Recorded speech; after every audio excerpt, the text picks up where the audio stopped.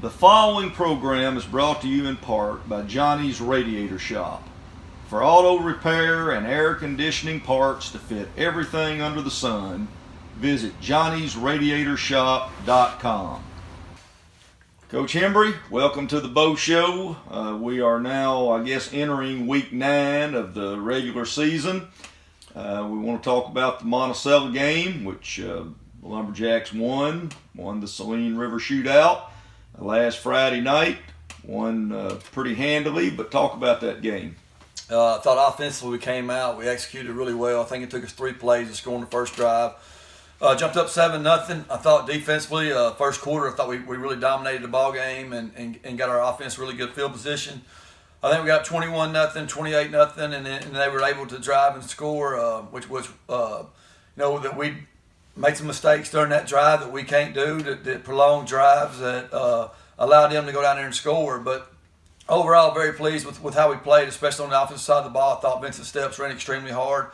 He had another game right at 170. Camacho McKnight had another huge game, and Jamalikai Kennard really took care of the football and made the right reads on RPOs. And when we do that, we're really explosive offense. I thought that Cade Reap had a really good game. He had 3 or 4 big catches, and Devontae Smith started getting a little bit more involved. Christian Calhoun, TJ Phillips had a couple big catches. So we still have weapons, and we just got to get them some confidence and go on, and hopefully they're going to grow into the roles and be better each week.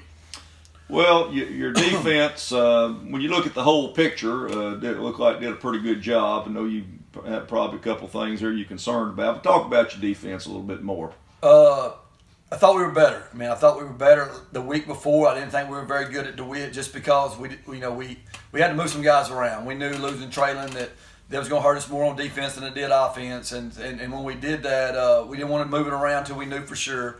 And then, so this past week, we moved Traylon Marshall to wheel linebacker. We moved Devontae Smith to Sam. And then we moved Marcus back inside to a 3 technique where we're looking at him some on the outside. And, we got to get better at defensive end. Our kids understand that. Jet Reap, who's getting better each week, but he's just a sophomore, so every experience he's getting. And then the other one is, we lose Michael Miranda, 2 weeks ago, so we're trying to find his replacement. And right now we've got Cade Weaver, who's should be coming back any week now, who started the first couple of games at defensive end, and then Trayvon Duncan. So in the secondary, we're playing a lot of guys back there. We're playing Christian Calhoun, Braden Curry, TJ Phillips, Jamarcus Hampton, Camacho McKnight, Jamalikai Kennard.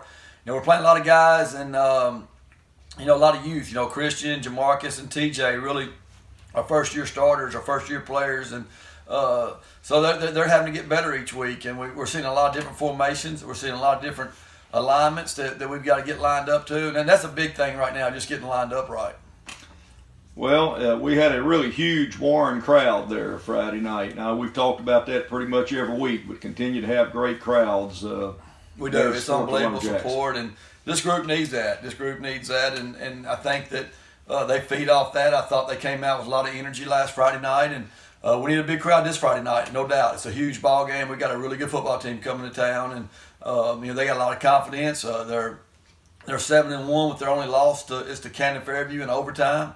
Had many chances to beat them, and they got a lot of confidence. We know that Hamburg's always had speed. They've won the track meet a lot over the last few years. I'm talking about the state track meet, not even just the conference track meet. And they got weapons everywhere. They're big up front. Their defensive line is probably the best that we've seen, and it's going to be a huge test for our kids.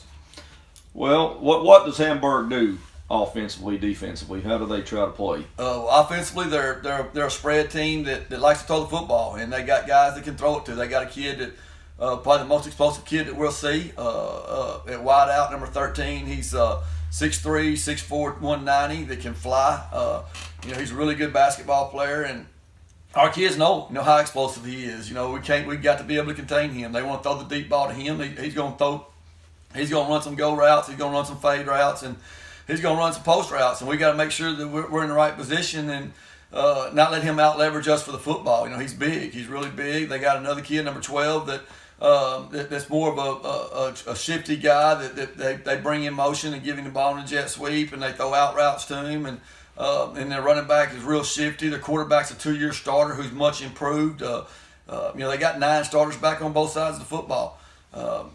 offensively, they want to throw it. They want to throw it, and we got to be able to get pressure on the quarterback, and then defensively, I think Gage Price, who was probably one of the better defensive linemen we saw last year, that we faced last year. He's back. He's a senior this year, and then they got another one, number 88, who's real. To me, they're very similar.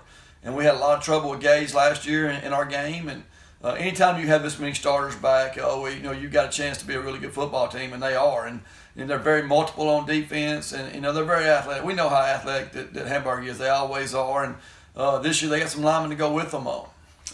Well, I want to remind everybody the game is this coming Friday night at Warren. We do have them at home. That's right. Good. And as you've already mentioned, we need a huge Warren crowd, and we need them to get engaged in the ball game. And I hope they will do that, and our people will turn out.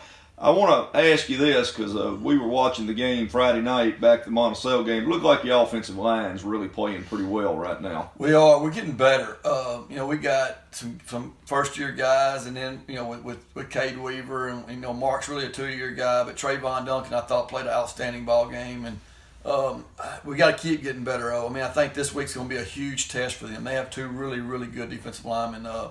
A lot like Brian Church used to be. They got motors. They're very big. They're physical, and they play hard. And that's going to be a true test for us. And like you said earlier, we need a huge crowd to get behind this group of kids.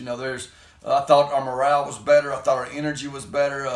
And I thought we had a really good day Monday at practice. Tuesday wasn't as good. And we just need to. Sometimes you just got to wheel them through some stuff. And right now, we got a huge ball game coming up Friday night that's going to determine a lot of how our season is going to go. All right, well, Coach, we appreciate it. Again, Friday night, 7 o'clock kickoff at Jim Hurley Jr. Stadium. Urge everybody to come out. Looks like the weather's going to be pretty decent. So everybody get out there and get behind this football team. Yes, sir. Thank you.